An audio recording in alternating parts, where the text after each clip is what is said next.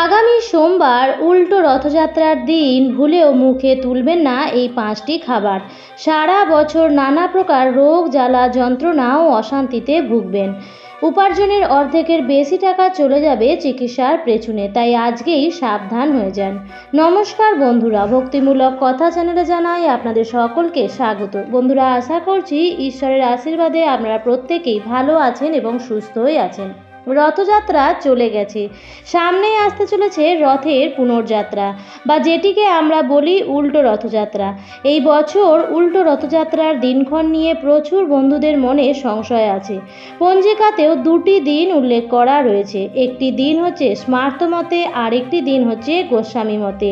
যে দিনই আপনারা উল্টো রথযাত্রা পালন করুন না কেন, সেই দিনই আপনাদের খাদ্য খাবারের এই বিধি নিষেধগুলি অবশ্যই মেনে চলতে হবে।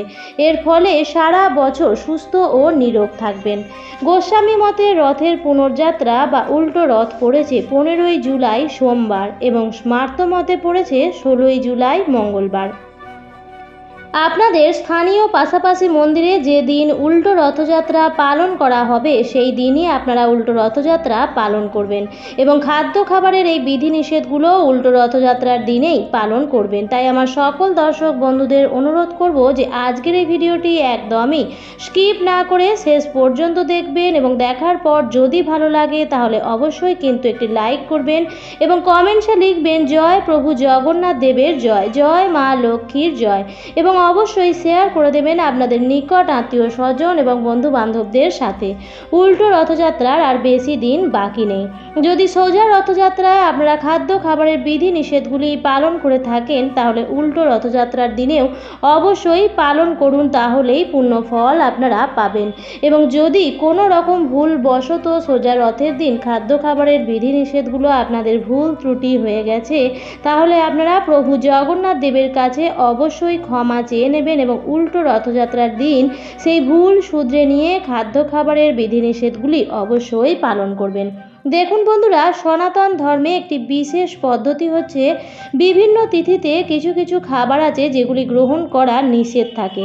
কেন নিষেধ আছে অনেকেরই মনে প্রশ্ন জাগে। সেগুলি নিষেধ করার পেছনে কারণ হচ্ছে সেই সময় হয়তো সেই খাবারগুলি আমাদের শরীরের জন্য উপযুক্ত নয়, সেগুলি খেলে হয়তো আমাদের শরীর সঠিকভাবে হজম হবে না, তার ফলে পেটের নানা রকম রোগ হতে পারে। কিছু কিছু খাবার আছে যেগুলি স্বাদের জন্য সেদিন খাওয়া যায় না, এর ফলে সম্পর্ক খারাপ হয়, গৃহ অশান্তি বাঁধে। তাই বন্ধুরা, খাদ্য খাবারের এই বিধি নিষেধগুলো চেষ্টা করবেন মেনে চলার। খাদ্য এমনই এক জিনিস যেটা আমরা প্রত্যেক দিনই গ্রহণ করি এবং তিথি হিসেবে মেনে চললে শরীরও সুস্থ থাকে। সোজা রথের দিন জগন্নাথ দেব দাদা বলরাম এবং বোন সুভদ্রাকে নিয়ে মাসি গুন্ডিচার বাড়ি যান এবং 7 দিন পর আবার যেদিন ফিরে আসেন সেই দিনটি হচ্ছে উল্টো রথযাত্রা। হিন্দু ধর্মের জগন্নাথের পুজোর দিনটিকে অত্যন্ত পবিত্র মনে করা হয়। সোজা রথ এবং উল্টো রথ এই দুটি দিনেরই বিশেষ গুরুত্ব আছে। এই দুই দিনই যে কোনো রকম শুভ কাজ করা যেতে পারে এবং এই শুভ কাজ করবার জন্য পঞ্জিকাতে সময় দেখারও দরকার পড়ে না। এই দিনটির গুরুত্ব এতটাই বেশি। বন্ধুরা, সোজা রথের মতো উল্টো রথের দিনও প্রভু জগন্নাথ দেবের পুজো অবশ্যই করা উচিত। তাই এই দিন প্রথম যে খাবারটি বর্জন করা উচিত সেটি হচ্ছে যে কোনো রকম আমিষ জাতীয় খাবার। আপনি জগন্নাথ দেবের পুজো করবেন, এদিকে আপনি আমিষ জাতীয় খাবার খাবেন, তাহলে পুজোর কোনো ফলই আপনি পাবেন না। তাই বন্ধুরা, উল্টো রথযাত্রার দিন ভুলেও মুখে তুলবেন না মাছ, মাংস, ডিম, পেঁয়াজ, রসুন ইত্যাদি আমিষ জাতীয় খাবার। এই দিন সাত্ত্বিক খাবারই গ্রহণ করুন এবং পুজো করা পর্যন্ত উপবাস থেকে পুজোর পর প্রভু শ্রী জগন্নাথ দেবের প্রসাদ খেয়ে তারপরই উপবাস ভঙ্গ করুন। এর ফলে আপনারা জগন্নাথ দেবের পুজোর পূর্ণ ফল পাবেন। দ্বিতীয় যে খাবারটি খাবেন না সেটি হচ্ছে সবুজ বা লাল রঙের কোনো শাক, বিশেষ করে কলমি শাক এবং পুঁই শাক। রথযাত্রা এবং উল্টো রথের দিন খাওয়া নিষিদ্ধ থাকে। রথযাত্রার দিন এই শাক খেলে জগন্নাথ দেব কুপিত হন, তাতে সংসারে অশান্তি নেমে আসে, আর্থিক অনটন শুরু হতেও পারে। এছাড়াও পেটের নানা রকম সমস্যাও দেখা দিতে পারে। বিশ্বাস অনুসারে মনে করা হয় স্নান যাত্রার পর প্রভু জগন্নাথ দেব 15 দিন ব্যাপী জ্বরে জ্বরে ভুগেছিলেন। সেই সময় তিনি কলমি শাকের শয্যায় শয়ন করেছিলেন। তাই ভুলেও এই 2টি দিন শাক খাওয়া থেকে নিজেকে বিরত রাখবেন। বন্ধুরা, এরপর তৃতীয় যে সবজিটি ভুলেও মুখে তুলবেন না তা হলো পটল।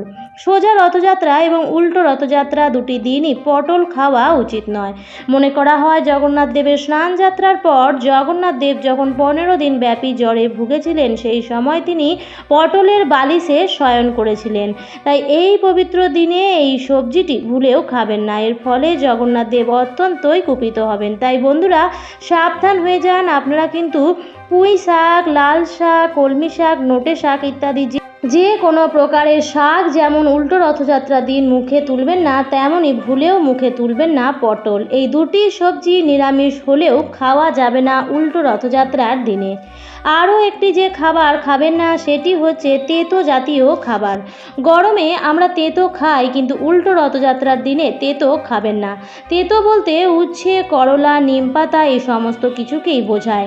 জগন্নাথ দেব মনে করা হয় নিম কাঠ দিয়েই বানানো হয়েছে তার বিগ্রহ। সেই জন্য জগন্নাথ পুজোর দিনে কোনো জিনিস তেতো জাতীয় খাওয়া উচিত নয়। এর ফলে জগন্নাথ দেবের কৃপা দৃষ্টি থেকে বঞ্চিত হতে হবে। বরঞ্চ আপনারা মিষ্টি জাতীয় জিনিস গ্রহণ করুন। যে কোনো প্রকার মিষ্টি জাতীয় জিনিস বাড়িতে নিজের হাতে বানিয়ে জগন্নাথ দেবকে ভোগ দিয়ে সেই ভোগ প্রসাদ হিসেবে খেতে পারেন এবং বাড়ির প্রত্যেকেই সেটি গ্রহণ করবেন এবং আমাদের আশেপাশে নিকট আত্মীয় স্বজনদেরকেও সবাইকেই পারলে এই দিন মিষ্টি মুখ করাবেন। সেদিন জগন্নাথ দেবের অত্যন্ত প্রিয় ফল কাঁঠাল এবং কলা বাড়িতে নিয়ে আসুন। সোজা রথ এবং উল্টো রথযাত্রার দিন প্রভু জগন্নাথ দেবকে কাঁঠালের ভোগ দেওয়া এবং তারপর সেটি প্রসাদ হিসেবে গ্রহণ করা অত্যন্ত ভাগ্যের ব্যাপার। তাই আপনারা সোজা রথ এবং উল্টো রথযাত্রার দিনে কাঁঠালের ভোগ প্রভু জগন্নাথ দেবকে দিতে পারেন এবং পরবর্তীকালে প্রসাদ হিসেবে সেটি গ্রহণ করতে পারেন। এর ফলে সুস্থ ও নিরোগ থাকবেন। কিন্তু ভুলেও তেতো জাতীয় জিনিস আপনারা গ্রহণ করবেন না। এর ফলে পরিবারের কলহ, অশান্তি, বিবাদ ইত্যাদি লেগেই থাকবে সারা বছর। কিছু না কিছুভাবে অর্থনাশ হবে। পঞ্চম এবং সর্বশেষ যে খাবারটি বর্জন করবেন সেটি হচ্ছে যে কোনো রকম নেশা জাতীয় দ্রব্য সেদিন সেবন করবেন না। রথযাত্রা এবং উল্টো রথ এই 2টি দিন অত্যন্ত পবিত্র দিন। এই পবিত্র দিনে প্রভু জগন্নাথ দেবের কৃপা লাভ করা যায়। মা লক্ষ্মীর গৃহে আগমনের দিন হচ্ছে এই বিশেষ 2টি দিন। প্রভু জগন্নাথ দেব, জগন্নাথ অর্থাৎ জগতের নাথ যিনি, ভগবান নারায়ণের অবতার এবং শ্রীকৃষ্ণের আর এক রূপ বলে মনে করা হয় জগন্নাথ দেবকে। উল্টো রথযাত্রা একটি অত্যন্ত পবিত্র দিন। যে কোনো শুভ বা মঙ্গল কাজ করবার জন্য পঞ্জিকাতে সময় দেখার প্রয়োজন পড়ে না। এই দিনটি এতটাই ভালো, তাই এই দিন ভুল করেও নেশা জাতীয় কোনো জিনিস সেবন করবেন না। এর ফলে পরিবারে বিপর্যয় নেমে আসতে পারে। বন্ধুরা, উল্টো রথযাত্রার দিন প্রভু জগন্নাথ দেবের পূজা অর্চনা করুন এবং খাদ্য খাবারের বিধিনিষেধগুলো সঠিকভাবে মেনে চলার চেষ্টা করুন। এর ফলে প্রভু জগন্নাথ দেব এবং মা লক্ষ্মীর কৃপাদৃষ্টি আপনার পরিবারের উপর বজায় থাকবে। আমার আজকের পর্বটি আমি এখানেই শেষ করছি। আশা করছি আজকের ভিডিওটি আপনাদের একটু হলেও উপকারে লেগেছে। তাই বন্ধুরা, ভিডিওটি দেখে যদি একটু হলেও ভালো লেগে থাকে তাহলে অবশ্যই লাইক, কমেন্ট, শেয়ার করুন বন্ধুরা। আর যদি চ্যানেলে নতুন হয়ে থাকেন তাহলে চ্যানেলটিকে সাবস্ক্রাইব করে আমার সাথে থাকবেন। ভিডিওটি দেখার জন্য অনেক ধন্যবাদ। আবার দেখা হবে পরবর্তী নতুন কোনো ভিডিওতে।